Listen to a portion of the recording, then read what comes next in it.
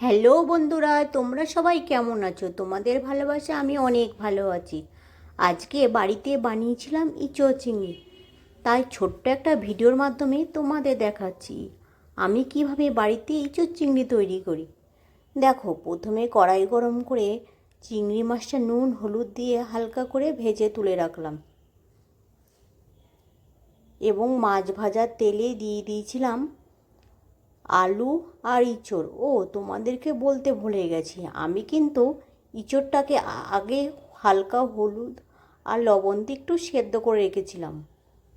যেহেতু ইঁচড়টা সেদ্ধ করেছিল, খুব ভাজার দরকার নেই, হালকা করে ভেজে নামিয়ে রাখলাম। তোমাদের ইঁচড় কার কার পছন্দ কমেন্ট করে জানাতে পারো আমাকে।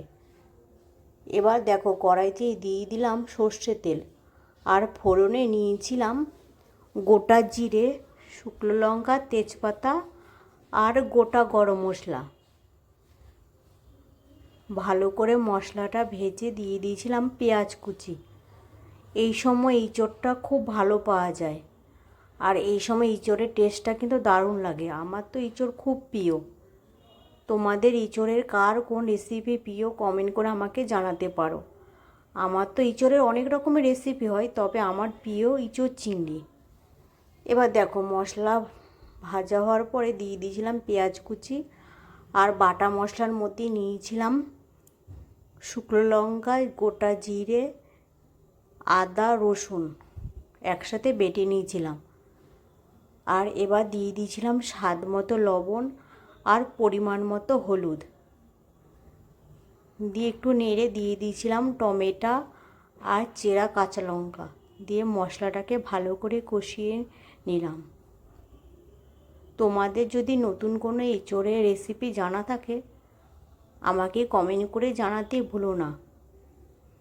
আজকে তোমরা কে কী দিয়ে ভাত খেলে সেটাও জানাতে পারো।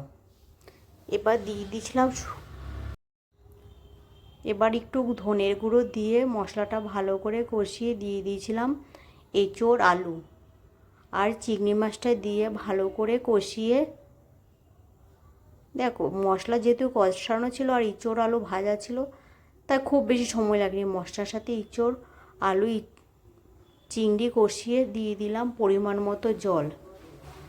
ইঁচড় কিন্তু খুব ঝোল হয়ে গেলে ভালো লাগে না, তাই জলের পরিমাণ মতটা খুব একটু মেপে দিও, যাতে ইঁচড়টা একটু মাখা মাখাই বেশি পছন্দ হয়। ঝোল ভালো করে ফুটলে একটু দিয়ে দিয়েছিলাম স্বাদের ব্যালেন্স রাখার জন্য চিনি। তোমাদের যদি চিনিটা পছন্দ না হয় সেটা বাদ দিতে পারো, তবে চিনিটা দিলে স্বাদের ব্যালেন্সটা ঠিক থাকে। দেখো, আলু এঁচড় সব সেদ্ধ হয়ে গেছে।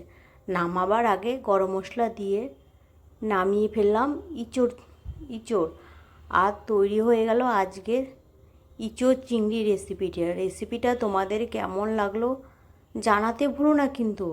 আর এতক্ষণ আমার পাশে থাকার জন্য তোমাদেরকে অনেক অনেক ধন্যবাদ। সবার জন্য রইল ভালোবাসা অবিরাম। সবাই ভালো থেকো, সুস্থ থেকো আর আমার এভাবে পাশে থেকো।